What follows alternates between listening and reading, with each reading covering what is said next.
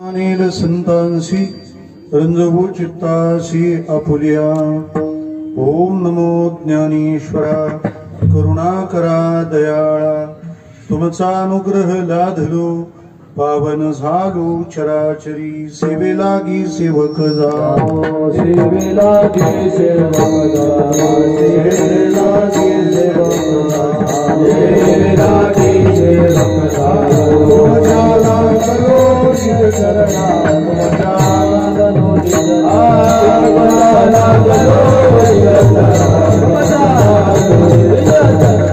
तुमच्या करो निज चरणा,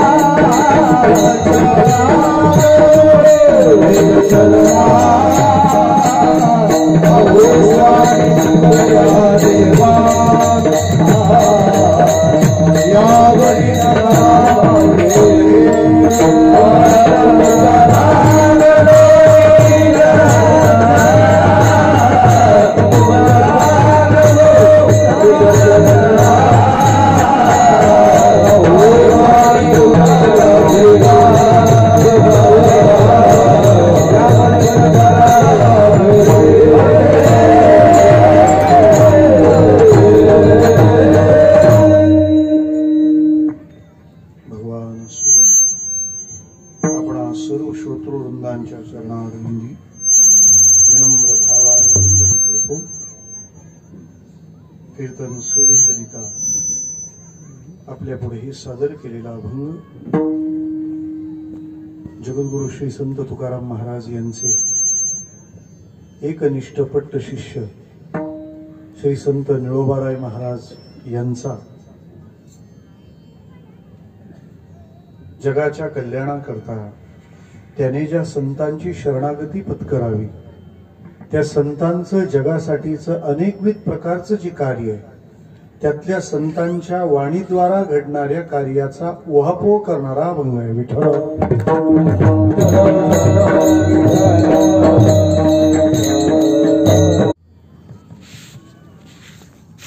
हा धर्म मंडप भक्तिमान्य महानुभावांनी समृद्ध झाला आहे, त्या निमित्ताचा परिचय अगत्याचा आहे। गेली 14 वर्षे हे धाम अनेकांना पावन करत आलंय, म्हणून हे पावन धाम आहे।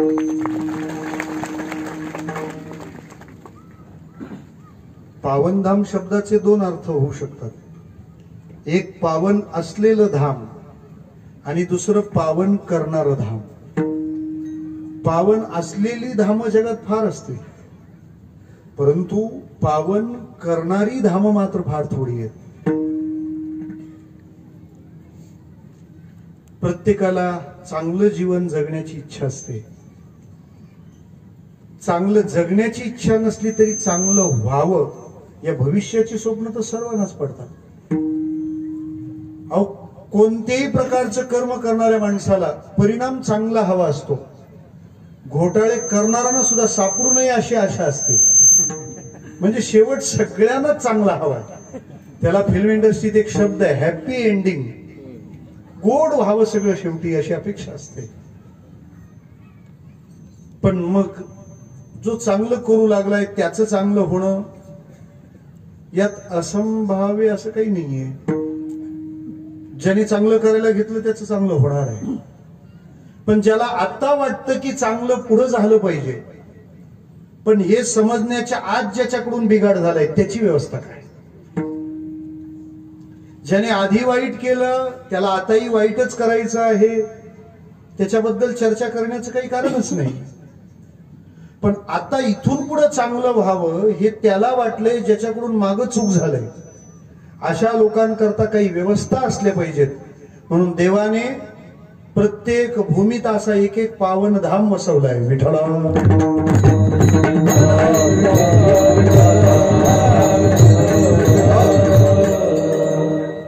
मला वाटतं चांगलं व्हावंसं वाटतं, चांगलं करतायत, ग्रंथ त्यांच्यासाठी नसावेत. जे वाईट करतायत आणि त्यांना वाईटच करायचंय त्यांच्यासाठी तरी ग्रंथाचं काय काम आहे? ग्रंथांवर जबाबदारी त्या लोकांची आहे ज्यांच्याकडून माग काहीतरी चुकलंय आणि त्यांना पुढे चुकायचं नाहीये. त्या दोन जबाबदारी असतात. मी माग चुकलोय, मला पुढे चुकायचं नाही. मग पुढे जर चूक करायचं नसेल तर बरोबर काय हे सांगणारा कोणतरी पाहिजे. आणि दुसरी गोष्ट, इथून पुढे बरोबर काय करायचं ते मला कळलं, मी करू लागलो. पण जे मागचं चुकलंय त्याला संपवण्याची ताकद असणारा कोणीतरी पाहिजे. विठ्ठला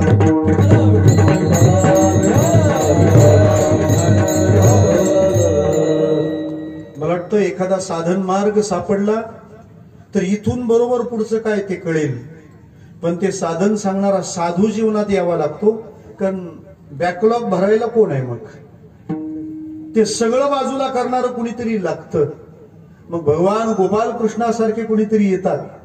अपिचेत सुदुराचारो भजते माम अनन्य भाव साधुरेव समंतव्य सम्यक व्यवसितो ईस. मग ज्ञानोबारायांसारखे आम्हाला आधार देतात. तो आधी जरी दुराचारी तरी सर्वोत्तमोची अवधारी. जैसा बुडाला महापुरी नमरत निघाला. जो बुडाला असं कळलं होतं, लोकांनी डिक्लेअर केलं होतं, आणि त्यानंतरही तो त्यातून बाहेर येतो. असं कोणीतरी येऊ शकतं, असं कोणीतरी आणणार, पेकटाला धरणार, काशीला लावणार कुणीतरी हवंय. आणि अशी व्यवस्था म्हणजे संत आहे. विश्वामित्रांनी दशरथाकडून राम मागून नेला. मागून फक्त रामच नेला होता, लक्ष्मण त्याच्यावर फ्रीज होता. कारण राम मागितल्यावर लक्ष्मण मागायची गरज नसते. मागणीचा कुठे विस्तार आणि संकोच करावा हे महाराज लोकांना कळतं. विठ्ठला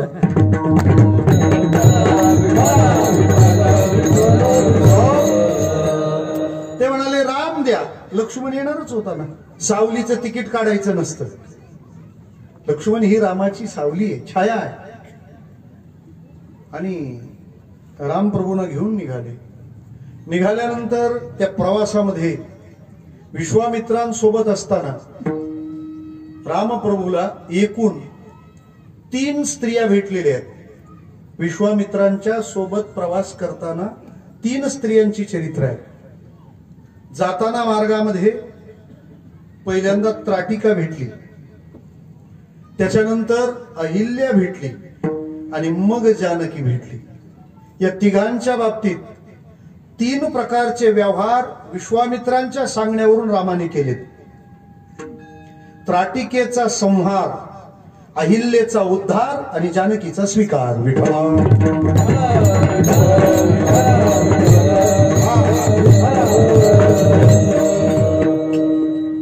मला वाटतं पहिला आणि शेवटचं कर्म हा पराक्रमाचा परिणाम आहे. आपण ध्यानात घ्या. 3 जणी भेटल्या, कोण लक्षात आलं ना आपल्या? पहिली त्राटिका, दुसरी अहिल्या आणि तिसरी पावन धामातले पावन श्रोते आहेत ते. त्राटिकेला मारणं, जानकीला स्वीकारणं हे बाहुत बळ असल्याने होणार होतं. पण अहिल्येचा उद्धार ही हृदयाची विशालता आहे. विठ्ठला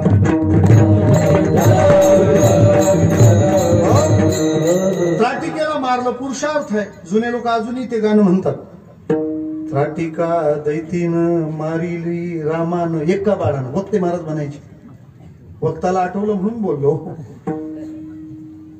त्राटिकेला मारणं पुरुषार्थ आहे. जानकीचा स्वीकार तिच्या प्राप्तीकरता पण होता. काय? शिवधनुष्याला जो प्रत्यंच्या चढवील, जानकी त्याला माळ घाली, हा पण होता. तो पण होता म्हणजे काय पण नव्हता. त्याच कारण ते शिवधनुष्य इतकं जड होतं की कोणालाही उचललं जाऊ शकत नव्हतं. धनुष्याचं तसंच आहे, कोणालाही पेलेलं असं काही सांगता येत नाही.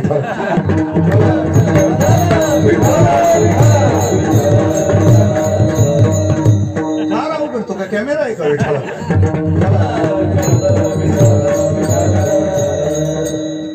धनुष्य पेलणं फार कठीण.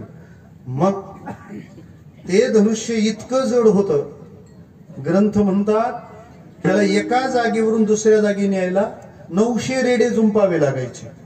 तेव्हा ते धनुष्य जागचं हलायचं. कितीतरी दिवस कचरा पडलेला राहायचा त्याच्या अवतीभोवती. एक दिवस पाहिलं तर ते धनुष्य स्वच्छ दिसला त्याचा परिसर. जनकाने तपासणी मोहीम लावली, सीसीटीव्हीचे फुटेज चेक केले. धनुष्याच्या आजूबाजूला कचरा गेला कुठं? फुटेज मध्ये सापडलं काय? एक दिवस जानकीने डाव्या हाताने ते धनुष्य उचलून बाजूला नेलं, जागा साफ करून ठेवून दिली. तेव्हा जनकाने ठरवलं ज्या धनुष्याला हलवायला 900 रेडे लागतात ते ज्या पोरीनं डाव्या हाताने धरून ओढलंय, किमान हिचा नवरा हिच्या एवढा बलवान असावा. विठ्ठला,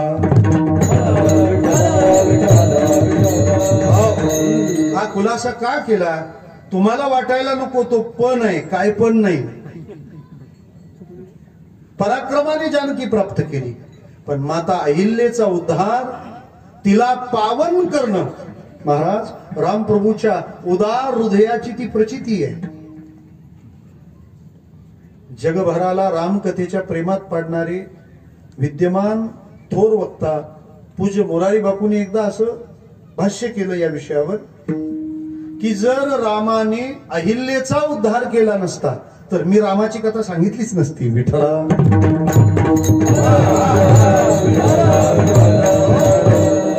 राम प्रभू माझा प्रिय कुठं आहे? अहिल्याच्या उद्धाराची व्यवस्था जिथं आहे तिथं राम प्रभू प्रभू आहे.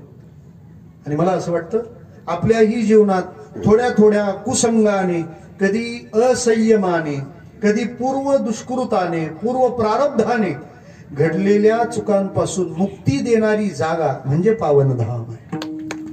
इथून चांगल्या संकल्पाचं सतत प्रदान होतंय. चांगले संकल्प प्रदान केले जातात आणि मागे घडलेल्या दोषाची होळी करण्याची ताकद या भूमीमध्ये आहे. इथं यावंच असं नाही. एखाद्याला नाही तर पोचता आलं त्याने या भूमीचा, इथल्या सत्पुरुषांचा नुसता आठव करावा. तयाच्या चिंतने तरतील दोषी, तयाच्या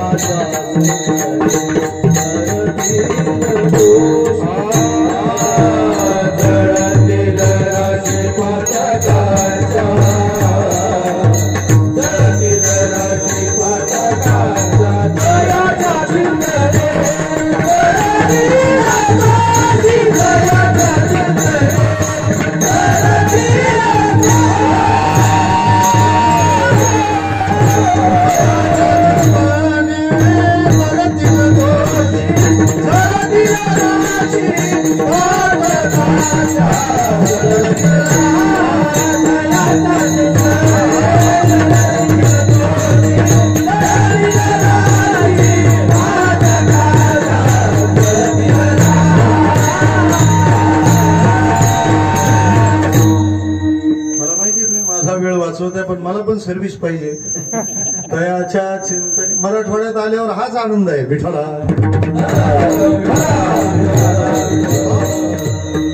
तयाच्या चिंतने दोषी तरतील आणि पापाच्या राशी जळतील, ती माणसं पावन होतील. महाराज, अशा या पावन धामाला हे पावनपणाचं सामर्थ्य ज्यांच्या योगान आलं ते आपल्या सर्वांचं श्रद्धास्थान, आपले मार्गदर्शक सद्गुरु वैकुंठवासी कृष्णाजी बाबा व्यवहारी, ज्यांनी आपल्या व्यवहाराने सगळ्या भाविकांचा व्यवहार सुंदर केला.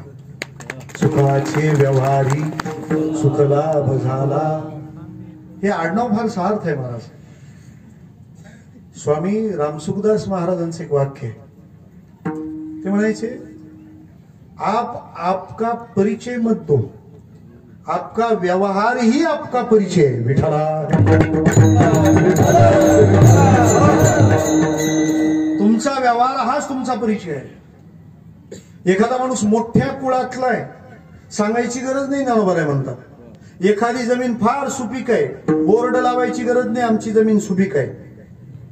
का भूमीचे मार्ग सांगे कुंभाची लवलग, नाना आचार गौरव सुकुली नांचे.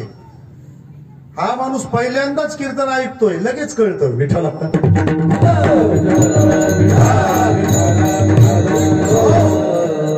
मला म्हणायचं इतकंच आहे की महाराजांनी आपल्या तपसाधनेने, आपल्या उपासनेने या भूमीला पवित्रता आणली आणि त्याचा हा परिणाम आहे.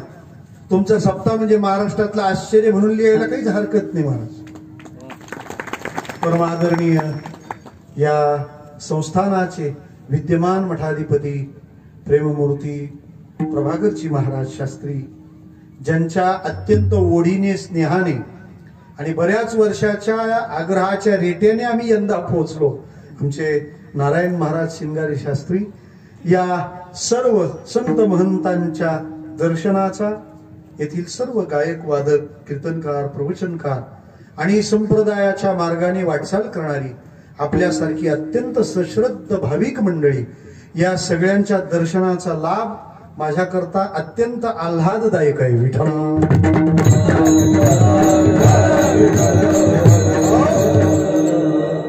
तुमचं सप्ताह म्हणजे आश्चर्य, याच्यासाठी मी म्हटलं लोकांना 9 ते 11 माणसं मिळेना, तुम्ही 2 ते 4 जमलात आणि तुम्ही मांडव ओव्हरफ्लो. आमच्या मुंबईत जर 2 ते 4 कीर्तन ठेवलं नारायण महाराज, 2 ते 4च लोक येतील.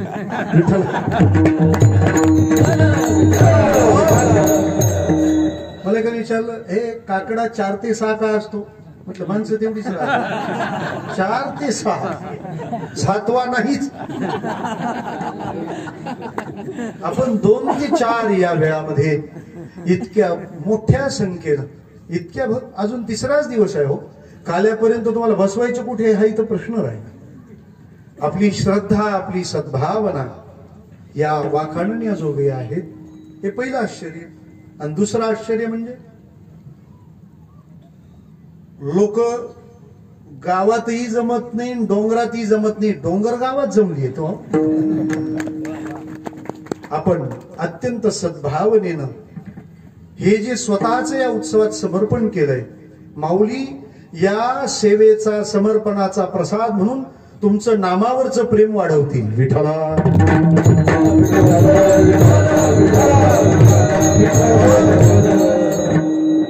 एखाद्या आश्रमाने किती बहुआयामी असलं पाहिजे, त्याचं आदर्श उदाहरण बघायला महाराष्ट्रातल्या कोणत्याही संशोधकाला डोंगरगावला यावं लागेल. आश्रम घेण्याकरता नाहीत, आश्रम फक्त देण्यासाठीच आहे. आणि द्यायला लोक भिन्न भिन्न बाबी देतील, परंतु आपल्याकडून पारायण करून घेणं, आपल्याकडून नामजप करून घेणं, आपल्याकडून उत्सवी सेवा करून घेणं, कोण दाता या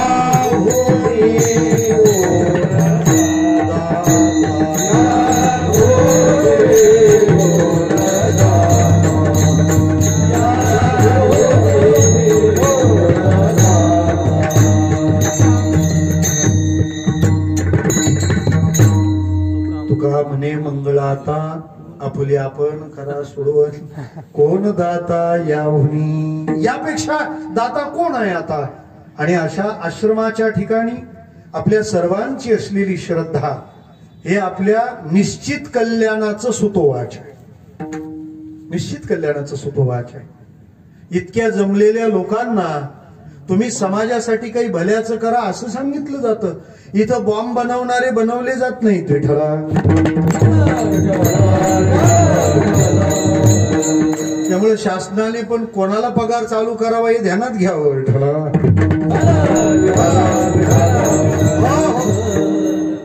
आपण हा उत्सव करत आहात. माऊलींच्या समाधी सोहळ्यापासून आरंभ झालेला आणि पुढे मार्गशीर्षामध्ये संतांकडून देवाकडे जाणारा हा उत्सव आहे.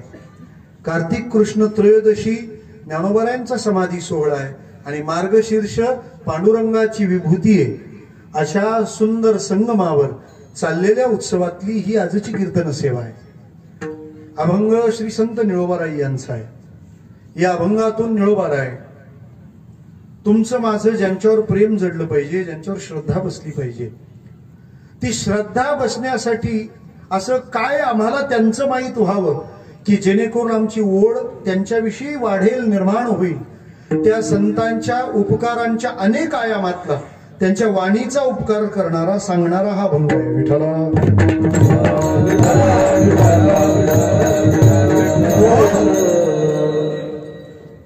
देवासकट शास्त्र आणि संत या सगळ्यांचा आग्रह एवढाच आहे की तुम्ही संतांना शरण जा.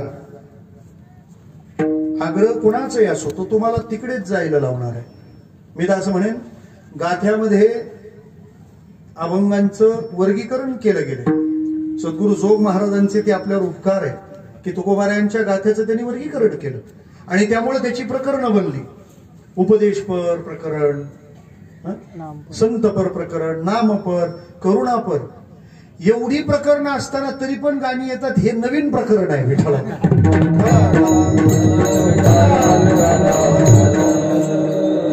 महाराज इतकी प्रकरणं त्या गाथ्यामध्ये आहेत. पण या सगळ्याचं तात्पर्य सांगू आपल्याला. कोणत्याही प्रकरणातला अभंग गायला तर त्याला तुम्हाला ऍक्टिव्हेट करताना, तुमच्या जीवनामध्ये उपासना म्हणून प्रक्रियेत आणताना तो अभंग घेऊन तुम्हाला संतांकडे जावं लागेल. अभंग कोणतेही प्रकरण, समजा तुम्ही पंढरीपर प्रकरण घेतलं तर त्या पंढरीला जायला तुम्हाला संघ हरिदासाचा लागणार आहे. संतांच्या संगतीने जाल तरच पंढरीला पोहोचाल. आणि जरी तसे पंढरीत पोहोचले तरी विठोबापर्यंत पोहोचायला पण एखादा संतच लागेल. कारण पंढरपुरात जाऊन पण अकबर टॉकीजचा ऍड्रेस विचारणारे महाभाग आहेत विठ्ठल.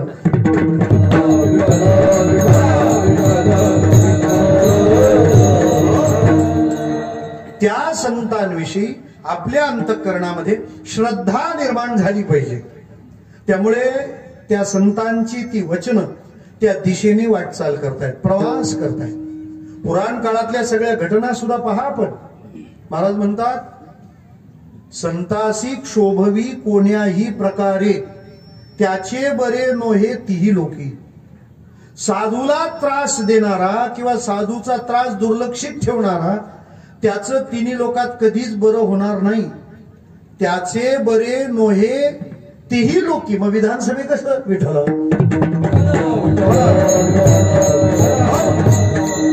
जगातले सगळे नियम जिथं वाकवले जातात ती जागा म्हणजे संत. ती जागा म्हणजे संत आहे. देव सगळ्या बाबतीत निष्ठुर होतो, संत त्याच्या अत्यंत आवडीचा विषय. तो त्या इतकं प्रेम कसंच कोणावरच करत नाही, कधीच करणार नाही. त्याला आनंदही संत भेटीचा आहे आणि त्याला दुःख सुद्धा संत जेव्हा उपद्रवित होतात तेव्हाच आहे. आणि जेव्हा संत उपद्रवित होतो तेव्हा त्याचा कायदा तो इतका कठोर बनवतो की स्वतःची पोरं सुद्धा सुटत नाही. श्रीमद भागवत पहा. आपण एकादश स्कंदात आलेली कथा आहे. विप्रशाप नावाचा अध्याय पहिला. साम नावाच्या मुलाला साडी नेसवली, पोटावर चिरगुड बांधलं आणि आलेल्या साधूला सहज त्यांनी मस्करी म्हणून विचारलं, तुम्हाला महाराज लोकांना लईच समजतं, सांगायला काय होईल. ते साधू म्हणाले, अरे कृष्णाची पोरं आहात ना तुम्ही, आणि असा व्यवहार, तुमचा बाप कसा आणि तुम्ही कसे, तुमच्यात असा बिघाड झालाच कसा. तुमच्या बापाकडे एक साधू आला होता, भजन करणारा ब्राह्मण, गरीब होता तरी त्याला वागणूक इतकी आदराची दिली. अरे त्याचे पाय धुवायला घेतले तर गोमतीचं पाणी उशिरा आलं म्हणून डोळ्यातले अश्रूने अभिषेक घातलाय आणि जाताना सोन्याचा गाव त्याला दिला. त्याच्या पोटी तुम्ही जन्माला आलात, तुम्ही साधूचा अपमान करतात. साधूचा अवमान हा शोभतो का? 2-2 साधू मेले तरी विठ्ठल.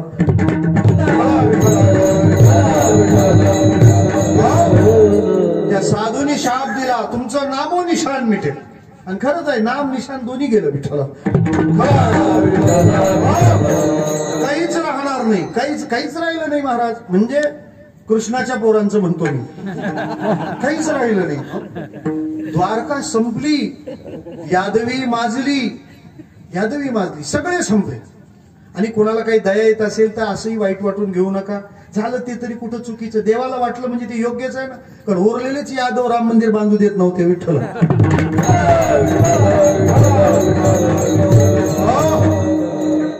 मग त्यावेळेला मुसलम कुलनाशनम हा शाप होता.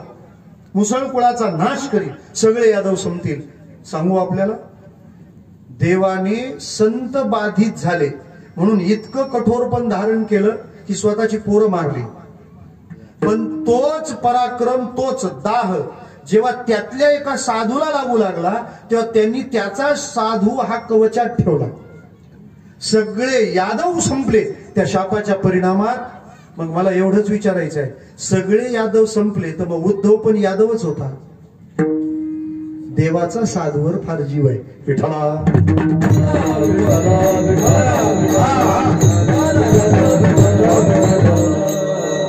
देव जिथं पार्शॅलिटी करतो ती जागा म्हणजे संत, त्याला फारच आवडतात. म्हणजे सांगतो ना तुम्हाला, सगळं जग बनवलंय कोणी भगवंताने. सृष्टी हे त्याचं प्रॉडक्ट आहे ना, तो त्याचा प्रोड्युसर आहे, तो त्याचा क्रिएटर आहे, तो त्याचा निर्माता आहे. मग सगळं जग जर त्याने बनवलंय, सगळं जग जर त्याचं आहे, तर हँडलिंग प्रोसेस करताना मात्र तो पार्शॅलिटी करतो. आपुल्या पाळीचे भक्त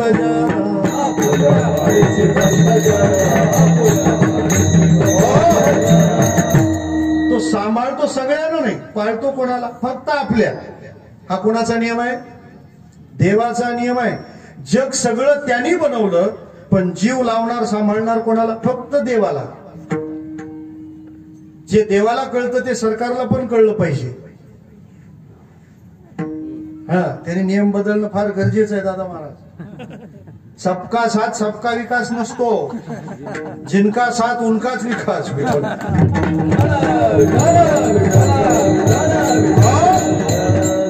हा, देव जन्माला सगळ्याला घालतो, पण आपुल्या पाळीशी भक्ता राखे दुर्जनाशी. जे भक्त आहेत त्यांना सांभाळतो. आता हे देवाला कळतं, देवाला पण कळेल. असू दे, हे वरच्यासाठीच सांगितलं होतं, तुम्ही आराम करा.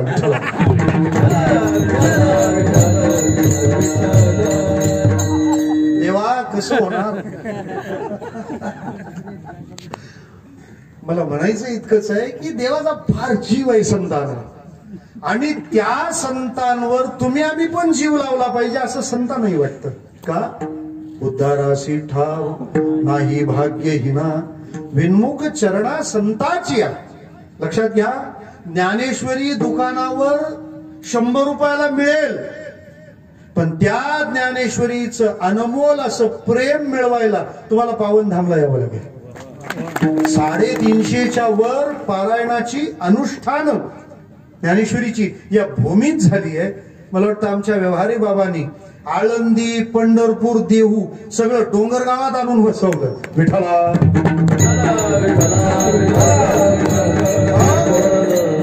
लक्षात घ्या, आश्रमाला मार्बल लादी आहे का ढौलपुरी यावरून आश्रम मोठा नसतो. आश्रम मोठा असतो तिथली उपासना. उपासना पाहिजे. मार्बल मोठी, उपासनेचा तपासना. काय करायचं गेलं महाराज, तो मार्बल आणि ती सनग्लास. आमचा डोंगरगावचा आश्रम दिसायला बाहेरून अत्यंत साधा आहे, अत्यंत साधा आहे, पण साधू आहे. विठ्ठला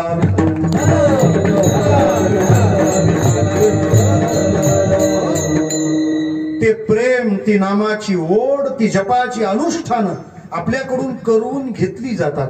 त्या साधूच्या प्रती आमच्या मनात प्रेम निर्माण झालं पाहिजे.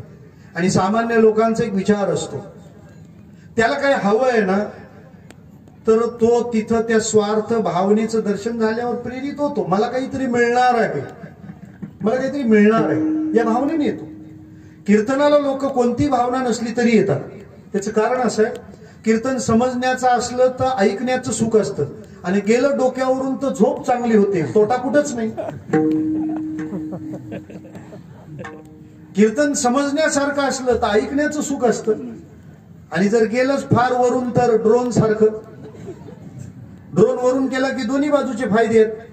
एक तर वरून गेल्यावर शूटिंग होतं, आणि वर थांबला तर हवा गार लागते, दुसरा काय फायदा होणार?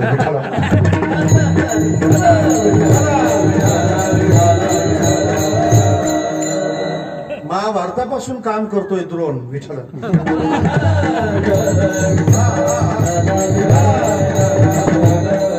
आता त्याचंही कारण असावं, भजनातले भीष्म इथं असतील तर द्रोण तिथं पाहिजे विठ्ठल.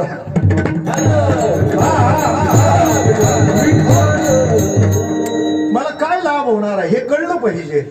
म्हणून निळोबाराय त्या संतांचं आपण का स्मरण करावं याचं कारण विशद करतायत, कारण समजावून सांगतायत. का आम्ही संतांना वंदन केलं पाहिजे, का प्रणाम केला पाहिजे. आणि माझं स्पष्ट मत आहे, संतांना पाया का पडलं पाहिजे हे आधी सांगावं, पाया पड हे नंतर सांगावं. एखाद्या घरी आम्ही जर गेलो ना तर त्या घरी त्या घरचा प्रमुख त्या पोरांना सांगतो, पाया पडा रे. तूच नाही पडत तर ते कसे काय सांगून ऐक ना, तू सुरुवात कर ना. मुलं हे उच्चारणाचे नाही आचरणाचे अनुयायी असतात. मुलांना सांगायचं नसतं कीर्तनाला जा, तुम्ही कीर्तनाला गेलात की तुमचं पोट धरून ते येणारच आहे ना. आणि मला असं वाटतं मुलांना उपदेश करणं बंद केलं पाहिजे, ते तुम्हाला फॉलो करतात.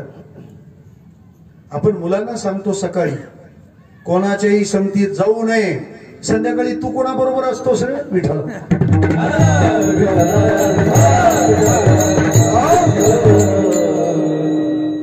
यद्यदा चरती श्रेष्ठ तत्त देवेत रोजना, ते तसं तसं चालत राहत ना.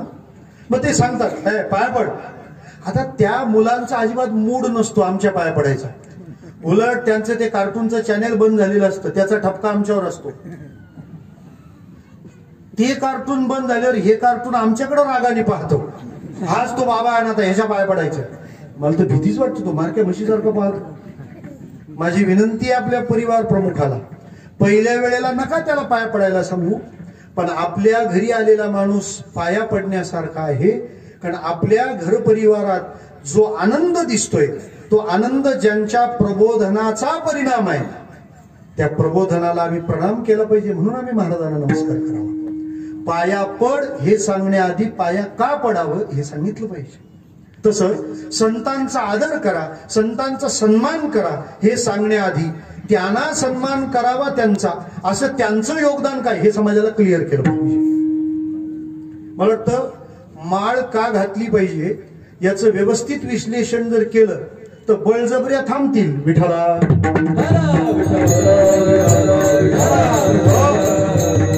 बळजबरीला काही अर्थ नसतो. 1 डिसेंबरला घातली का 31ला काढली. आपला संप्रदायातला प्रवेश प्रामाणिक असला पाहिजे. काही तर फक्त जनगणनेपुरतेच माळ करीत, असं वाटतं डिलीट बटन पाहिजे होतं संप्रदाय फॉर्मॅट. समजून घेतलं पाहिजे. निळोबाराय म्हणतात त्या संतांच्या प्रती आपण कृतज्ञ असलो पाहिजे ज्यांचं जीवनच आपल्या करता आहे, ज्यांचा जन्मच आपल्या करता आहे, जे आले त्या विश्वाच्या कल्याण नावाच्या एका हेतुपोटीच जगाच्या कल्याण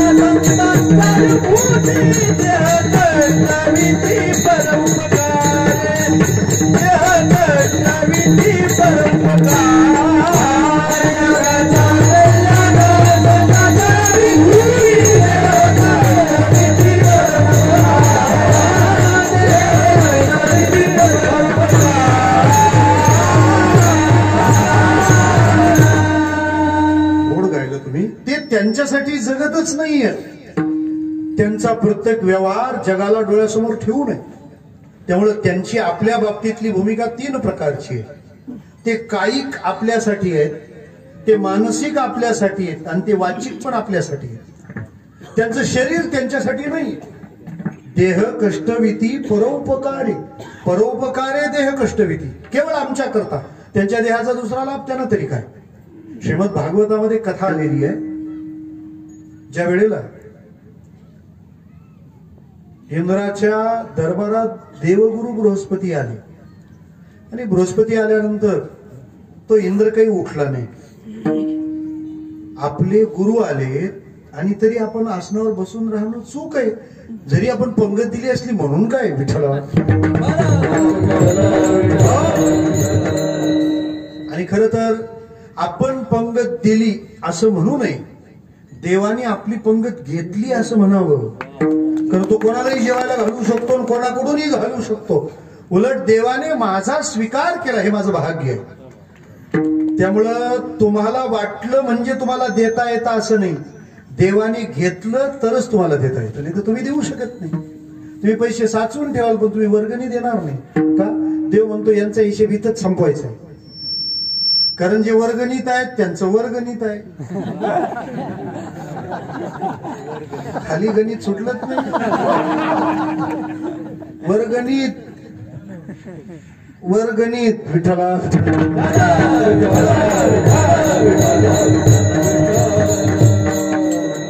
आजी म्हणतात बाबांनी छान सांगितलं.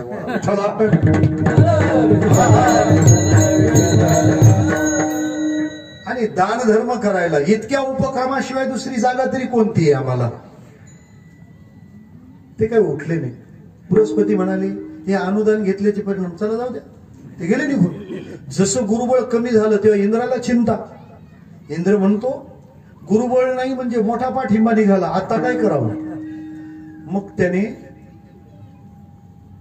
त्वष्ट्याचा मुलगा त्या विश्वरूपाला गुरुपदी नेमलं. ते म्हणतात काळजीच नसावी. आता त्या विश्वरूपाची आई, तिचं नाव रचना, ती राक्षसांची बहीण होती. आता हा विश्वरूप काय करायचा, देवांसाठी यज्ञ करायला घ्यायचा आणि थोडा वाटा मामा लोकांना पाठवायचा. म्हणजे गाडीत त्यांच्या बसायचा आणि प्रचार ह्यांचा. विठ्ठल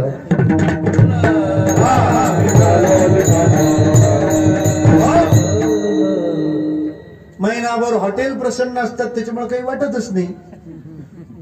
महाराज हे ज्या दिवशी इंद्राला कळालं त्याने शिरच दिलं उडून विश्वरूपाचं. जा आता शिर उडवल्यावर ब्रह्महत्या त्याच्या मागे लागली. विश्वरूप ब्रह्मकुलोत्पन्न त्वष्ट्याचा मुलगा. मग आता त्या ब्रह्महत्येतून सोडवायला 4 जण पुढे सरसावले. पृथ्वी, पाणी, झाड आणि स्त्री, 4 जणांनी इंद्राला मोकळं केलं होतं. त्या ब्रह्महत्येचे 4 वाटे चौघांनी उचलले आणि त्याच्या बदल्या 4 वरदानं यांनी त्यांना दिली. पहिला वाटा उचलला पृथ्वी. पृथ्वीच्या अंगावर जे उखर दिसतं, दलदलीचा प्रदेश, ती ब्रह्महत्या आहे, त्याच्यात काहीच होत नाही. आणि त्याच्या बदल्यात देवानं, इंद्रानं तिला वरदान दिलं, तुझ्या अंगावरचा खड्डा आपोआप भरून येईल. म्हणून दरवर्षी ग्रामपंचायतीला तलाव उकरायचं टेंडर काढावं लागतं. हा इंद्रानं दिलेल्या वरदानाचा परिणाम आहे. म्हणजे वर दिला पृथ्वीला आणि फायदा ग्रामपंचायतीला.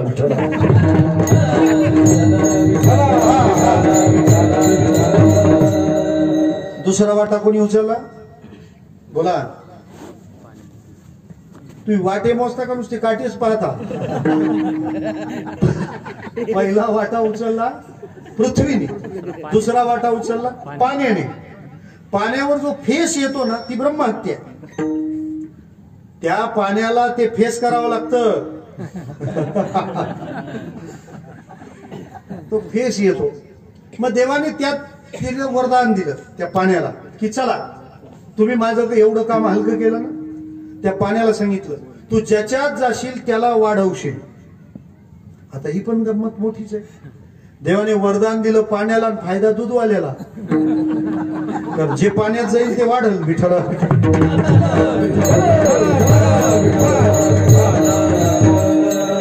आता कोणा आईजीच्या जीवावर बाईची उदार होऊ लागली. कोणावर कोणाचा आनंद आहे.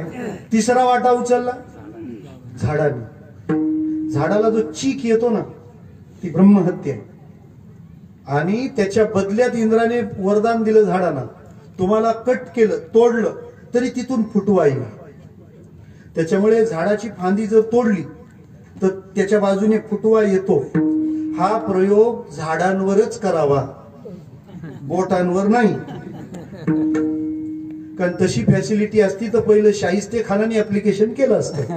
विठाला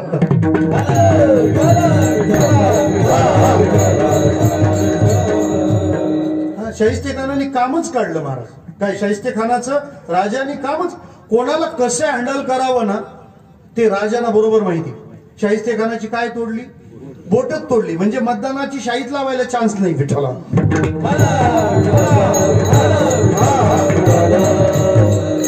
हे स्वर्गीय बाळासाहेब ठाकरेंचं पण तेच म्हणणं होतं विठाला. असू द्या, मला नाही फार काही लांब न्यायचं, पण ऐका तुम्ही. झाडाला वरदान काय दिलं? तुला फुटवा निघेल, फुटवा. त्याचा परिणाम आपण पाहतो. चौथा वाटा उचलला स्त्रियाने. मासिक रजोदर्शन ही ब्रह्महत्या आहे आणि त्याच्या बदल्यात फक्त स्त्रियांनाच असं वरदान आहे, त्या सगर्भ असतानाही भोगक्षम राहतील. एवढ्याने इंद्र सुटला, पण त्वष्ट्या पण सुटला. तो माझ्या पोराला फसवून नेऊन मारला, आता पाहतोच याला. म्हणून त्वष्ट्याने मांडला यज्ञ. बृहस्पती सौत असं त्या यज्ञाचं नाव. आणि भुर्जी लोकांना बसवलं. ते म्हणाले करा, आपल्याला यज्ञ करायचा आहे. आपण कशाला? ते म्हणाले इंद्र शत्रूवर विवर्धस्व. इंद्राला मारणारा पोरगा जन्माला घालायचा आहे. षष्टी बहुरी समास झाला आणि त्या ऋत्विजांचे मंत्र उच्चारण्यात दीर्घता आली, विलंब झाला. इंद्रशत्रू यस्य स इंद्रशत्रू. इंद्राला मारणारा जन्माला यायच्या ऐवजी इंद्राच्या हातून मरणारा जन्माला येऊ असा मंत्र झाला. बरी ही यज्ञाचे नियम आपल्या हरिपाठाला नाही येत विठ्ठला.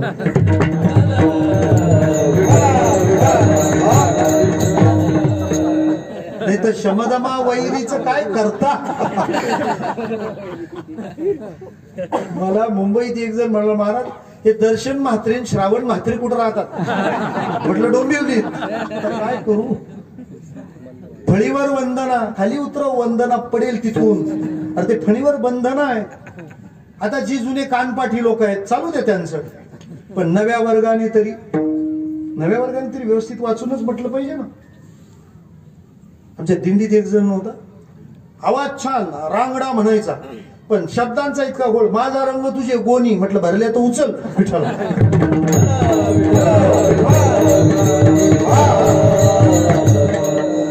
त्या यज्ञाचा परिणाम जो जन्माला आला त्याचं नाव वृत्रासूर.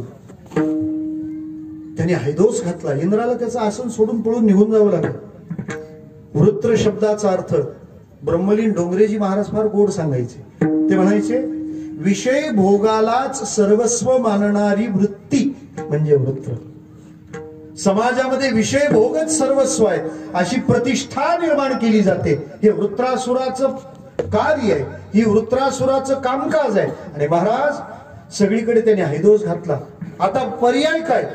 ब्रह्मदेवाला विचारलं. ब्रह्मदेव म्हणाले सगळ्या सध्या त्यांची सरशी आहे, तुम्ही जरा वेट अँड वॉच. पण म्हणे करायचं काय? म्हणे याला उपाय फक्त एकच. जर ब्रह्मवेत्या पुरुषाने आपल्या अस्थी दिल्या तर त्यातून बनलेल्या शस्त्रांनी हमरेल. स्वाध्याय परिवाराचे प्रणेते पूज्य पांडुरंग शास्त्री आठवलेंनी या कथानकाचा तात्पर्य भाव फार गोड सांगितला.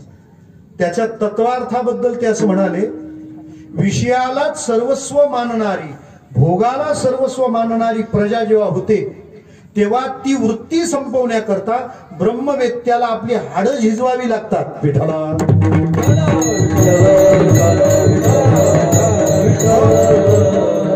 इंद्राने विचारला असा ब्रह्मवेत्ता कोण? म्हणे एकच, त्याचं नाव महर्षी दधीचे. इंद्र गेला त्यांच्या आश्रमावर. त्याला देणग्या कशा मागायची ती आयडिया होती. त्यामुळे तिथे गेल्यानंतर वा तुमच्याबद्दल काय सांगायचं, तुमच्या आजोबांनी एवढी देणगी तेव्हा दिली होती, पंजोबांनी तेवढी दिली होती. सगळं ऐकलं. दधीची म्हणाले इंद्रा कशासाठी आलाय मला कळतं, मुद्द्याचं बोल. हाड कधी नेणार? लक्षात घ्या, खऱ्या वैद्याला माणूस पाहिल्यावर तनातलं गुरुला मनातलं लगेच कळतं. विठ्ठला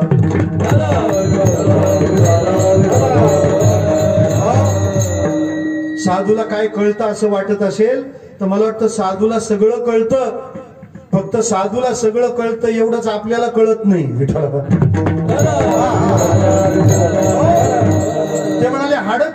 कुठल्या मुहूर्ताला नेतो बोल. इंद्र पण हळहळला थोडा. इंद्र म्हणतो महाराज सगळं कोणी काही देईल हो, पण आपली हाडं काढून द्यायची. त्यावेळेला महर्षी दधीची म्हणतात अरे इंद्रा नाहीतरी हाडाचं दुसरं काय झालं असतं. नाशिक नाही तर त्र्यंबकेश्वरच ना. या शरीराचं होऊन होणार काय. भागवताने शरीराचे 3च परिणाम सांगितले. कृमिविष्ट भस्म संज्ञका. शरीर पडून राहिलं तर याच्यात किडे पडतात. कोल्या कुत्र्यांनी खाल्लं या शरीराला तर याची विष्ठा होते आणि याला जाळलं तर राखाडी होते. चौथा परिणाम सांगा.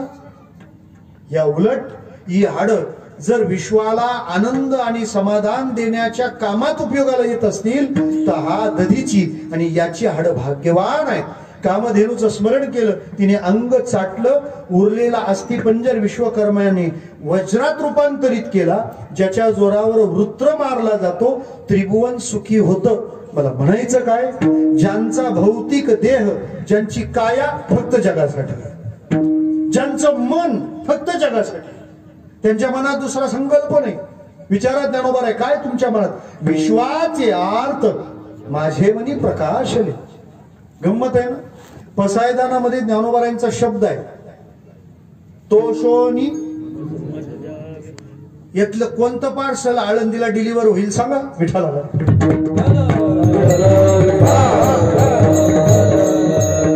माऊलीतला आणि आपल्यातला फरक सांगू का. माऊलीनी मला पाहिजे जे म्हटलंय ते आळंदीला जाणार नाही आणि आपण लोकांसाठी मागतो ते आपल्याशिवाय दुसऱ्या कोणाच्या घरी पोहोचणार नाही. वयात आलेल्या मुलीने देवाला नवस केला, देवा इतरांसारखी मी नाही, मी माझ्यासाठी मागणारी नाही इतरांसाठी मागणारी. देव पण लगेच खुश. बोल काय पाहिजे. देवा मला माझ्यासाठी काहीच नको, माझ्या मम्मी पप्पाला एक स्मार्ट जावई द्या. हा हा हा विठ्ठला.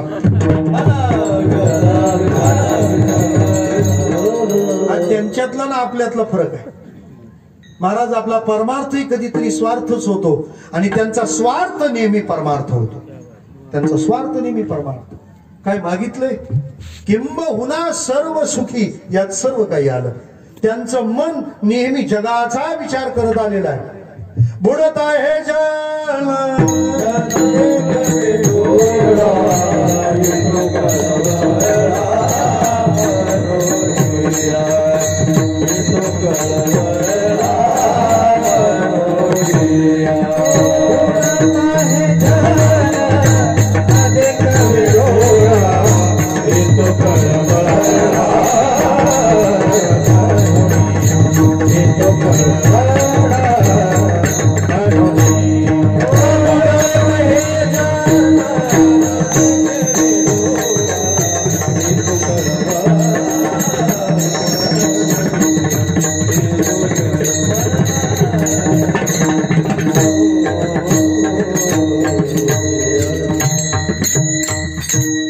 जल बुडत आहे डोळा न देखवे म्हणून कळवळा येतो आहे. त्यांचं मन जगाच्या विचारात, त्यांचं शरीर जगाच्या विचारात, मग त्यांची वाणी. महाराज म्हणतात जगाला त्यांच्या भल्याचा मार्ग दाखवण्याचं नित्य काम करणं हा त्यांच्या वाणीचा धर्म पहिल्या चरणापासून.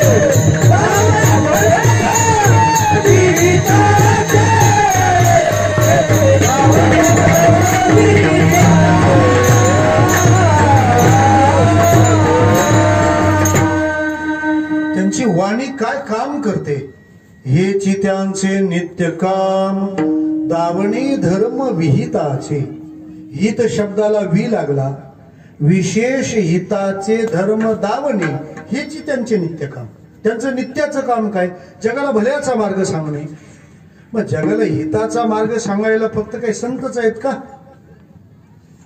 इतर वर्गाचा काय विचार आहे श्रुती माता काय करते हिताचाच तर मार्ग दाखवते ना पया हितापासून काढिती हित देवोनी वाढविती नाही गा श्रुती परवती माऊली जगा जर श्रुती हिताचा मार्ग सांगते तर मग संत का सांगता तुम्ही ते म्हणतात श्रुतीने हिताचा मार्ग सांगितला पण श्रुती सगळ्यांना स्वीकारत नाही माऊलीने चिमटा काढलाय ते म्हणतात वेदू संपन्नू एके ठाई परी कृपणू ऐसा नाही जो कानी लागला तीही वर्णाच्याची प्राध्यापक राम शेवाळकरांचं एक वाक्य आहे ते म्हणतात वेद श्रीमंत आहे पण कंजूस पण आहे जसा श्रीमंत माणूस श्रीमंत असतो तसा काही वेळेला तो कंजूसही असतो आणि काही वेळेला तो कंजूस असतो म्हणूनच श्रीमंत असतो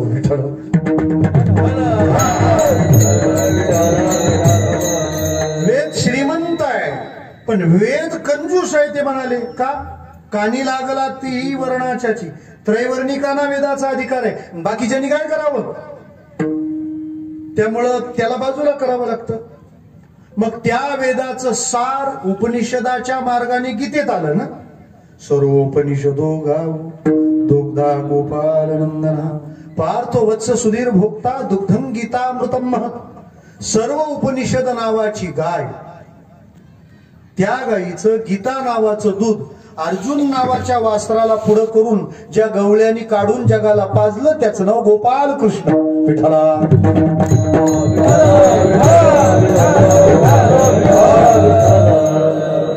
खरंच आपला आश्रम छान आहे का इथं गीता पण आहे गाय पण आहे कृष्णाचा आश्रम आहे विठ्ठला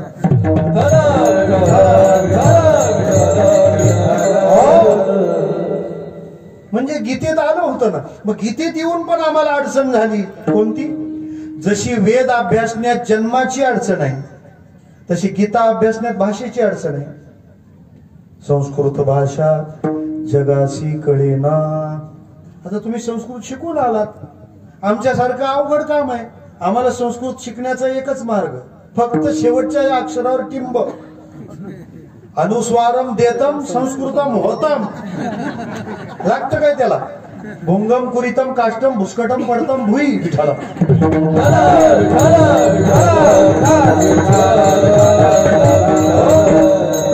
आम्हाला हिताचा मार्ग सगळा असा गुंतलेला होता पण आमच्या संतांनी वाणी खर्च केली से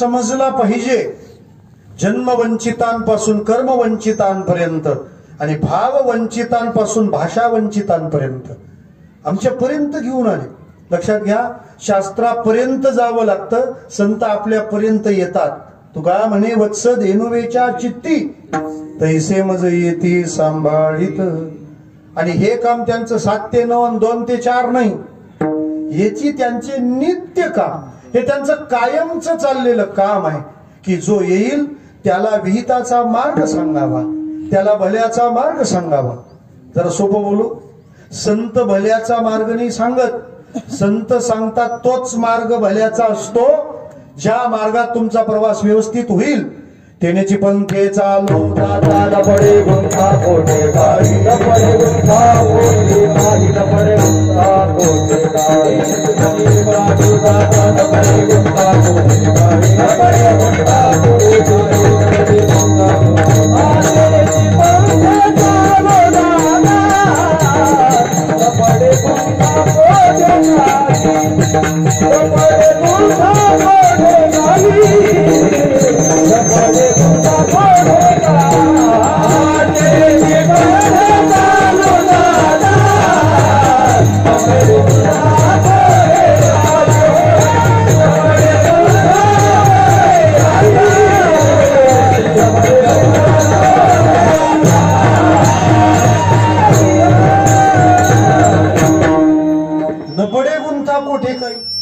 बरं, जो मार्ग आमच्या भल्याचा आहे तो आम्हाला आवडेल अशा रीतीने सांगितला गेला पाहिजे. काशीमध्ये ज्ञानसत्र होतात ते असे हजारो लोक नसतात, मोजके लोक, बाकी थांबेल कोण? आमचे मंडप हजारोनी भरलेत, कारण संतांनी भल्याचा मार्ग गोड रीतीने समजावण्याचा संस्कार दिलाय. तुम्हाला कधीच कंटाळा येणार नाही, तुम्ही कधी सुस्तावणार नाही, तुम्हाला अवजड होणार नाही, असं सोपं सोपं सोपं करून सांगा. पूर्वी सूचना दिल्या जायच्या, कृपया कीर्तनात कोणी झोपू नये. मी म्हणतो लोक झोपतील असं कीर्तनच करू नये. विठ्ठल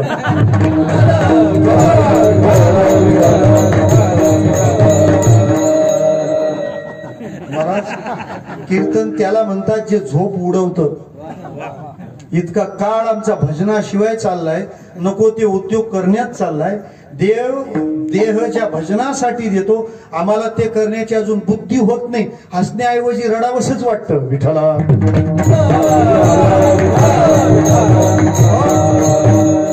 संतांनी जे जमेल ते हास्यस्त्र अवजार वापरलं, पण आपल्याला वटणीवर आणायचंच ठरवलं.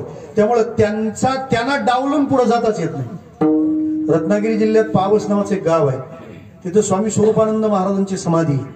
त्यांच्या त्या मंदिरात ज्ञानेश्वरी ठेवली आणि एक बोर्ड लावलाय. इतक्या दूरून आलेल्या माणसांना विनंती आहे, इथं आलात माऊलीचं स्मरण करा, पुढे ठेवलेल्या ज्ञानेश्वरीचं येईल ते पान उघडून वाचायला घ्या. तुम्हाला आहे त्या पानावरच तुमच्या मनातल्या प्रश्नाचं उत्तर सापडेल, असा श्री माऊलीचा आशीर्वाद आहे. हे विधान तिथं मांडलंय. याचा अर्थ तुमच्या माझ्या मनातल्या सगळ्या अडलेल्या प्रश्नांना मार्गी लावण्याची ताकद ज्ञानोबारायांची आहे, कारण ते त्यासाठीच आले. आपण त्याचा आश्रय केला पाहिजे. घरी महाराज आले सांगायचे, ज्ञानेश्वरी आहे ना आमच्याकडे, आमच्या आजोबांनी आणली आहे ना, ती जशी आहे तशीच आहे अजून.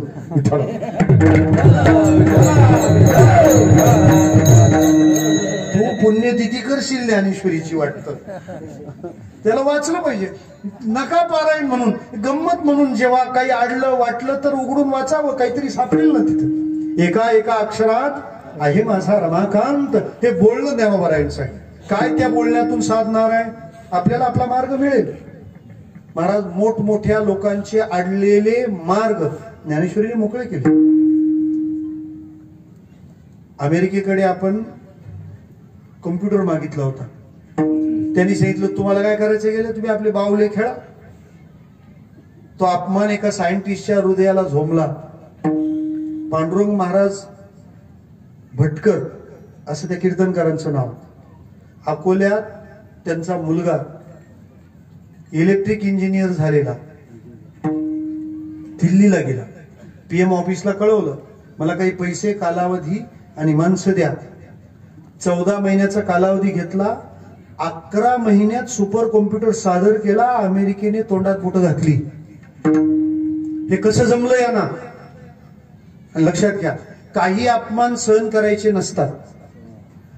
तुमचा माझा अपमान वैयक्तिक झाला तो मी सहन करणं परमार्थ आहे, पण देव देश धर्म समाज यांचा अपमान न सहन करणे हा पुरुषार्थ आहे. का सहन करावा? वाजपेयी गेले होते पाकिस्तानला. तिथली एक पत्रकार मुलगी म्हणाली, वाजपेयी जी मैं आपसे शादी करना चाहती हूँ. आता हे ब्रह्मचारी वृद्ध, त्या मुलीने विचारलं मैं आपसे शादी करना चाहती हूँ. वाजपेयी शांतपणे म्हणाले मुझे मंजूर है. तिने सांगितलं हा, लेकिन मैं मुंह दिखाई में कश्मीर लूंगी. हे पण म्हणाले हा वो ये भी मंजूर है, लेकिन मैं दहेज में पाकिस्तान लूंगा. विठला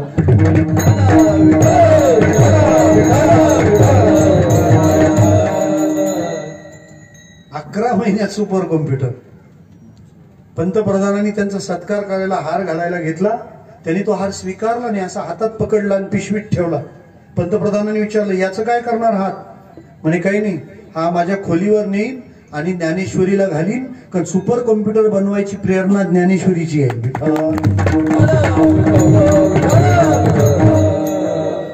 वाक्याला टाळ्या नाही वाजवल्या तरी मला चालतील, मी कुठून पण घेईन, पण तुम्ही ज्ञानेश्वरी वाचायची सुरू करा विठ्ठला.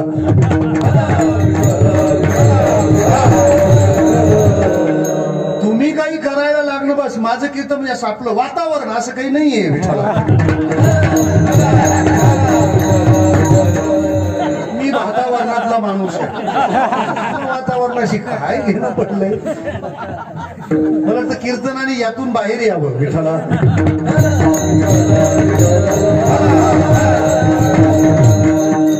साधी गोष्ट आहे. बंगला आपण बांधायला घेतो, आधी कोणाकडे जातो? आर्किटेक्ट. प्लॅन रोग आपल्या शरीरातले घालवायचे, जातो कोणाकडे? डॉक्टरकडे ना. कोर्टात खटला आपला मिटवायचा, गाठतो कोणाला? वकिलाला. मग एवढ्या जीवनाचा निर्णय आहे, आम्ही संतांना विचारल्याशिवाय कसं जगावं? कसं जगावं? तुम्ही प्लॅन काढलाच नाही आणि बांधकाम सुरू केलं.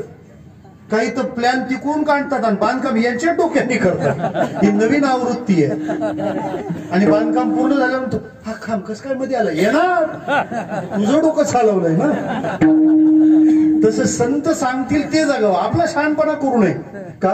त्यांनी आमचा अभ्यास व्यवस्थित केलाय. शोधून आली संत त्या मार्गाने चालावं. पण एकाने विचारलं, महाराज ज्ञानेश्वरी 700-750 वर्षापूर्वी एका व्यक्तिमत्वाने त्या नगर जिल्ह्यातल्या निवाशात लिहिली आणि जगात तर माणसं ही एवढी, मग एक ज्ञानेश्वरी सगळ्यांना पुरी पडेल का? दुसऱ्या चरणात उत्तर,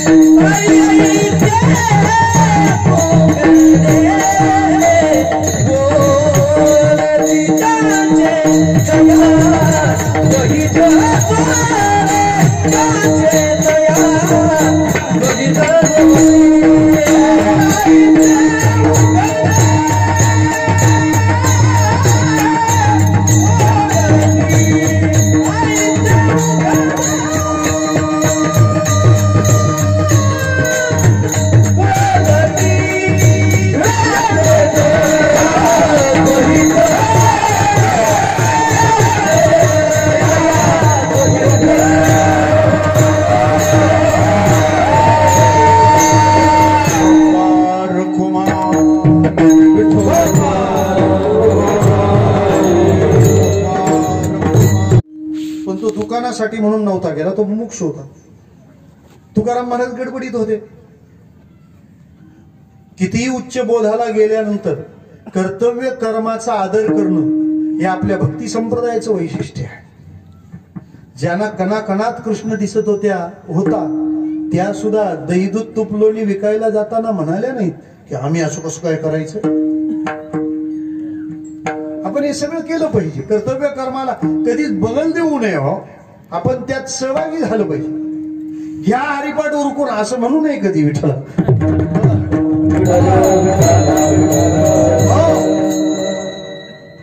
महाराज त्या कर्तव्य कर्माला वाट्याला जे आलं ते करावं. तुकोबाराय सामान बांधून देत होते. तो तेवढ्या गर्दीत येऊन म्हणाला, महाराज मुक्त व्हायचंय. आता हे पुढ्या बांधित होते. एकाची तर सामानाची जी यादी वाचली महाराजांनी, कायफळ मायफळ जायफळ मिरे जिरे, त्यांनी तेवढंच ऐकलं, तो गेला, मुक्त झाला घरी. महाराज म्हणाले काय होते? कायफळ मायफळ जायफळ किचन मधले पदार्थ आहेत नाही. त्यांनी ध्यानात घेतलं, कायफळ मायफळ जायफळ.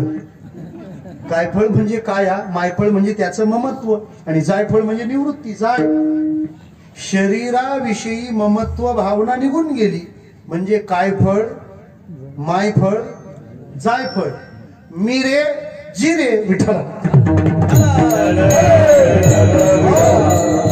याला म्हणतात ज्याचे तयास हित जोडे. ते कोणासाठी बोललेले असो, तुमचं भलं होणार. ऐसे उघडे बोलती, त्यांच्या बोलण्याचं वैशिष्ट्य काय हो? पांडुरंगाच्या रसरशीत भक्तीने युक्त अंतःकरण आहे त्यांचं, निस्सीम पांडुरंगी भक्ती. आणि ते जेव्हा बोलतात तेव्हा भाविक माणसं वृत्तीने व्यक्त होऊन जातात. महाराज म्हणतात त्यांच्या बोलण्याचा एकूण मतितार्थ, जो विचार उपनिषदांना पुराणांना प्रतिपादित करायचा आहे, त्याच विषयाचं प्रतिपादन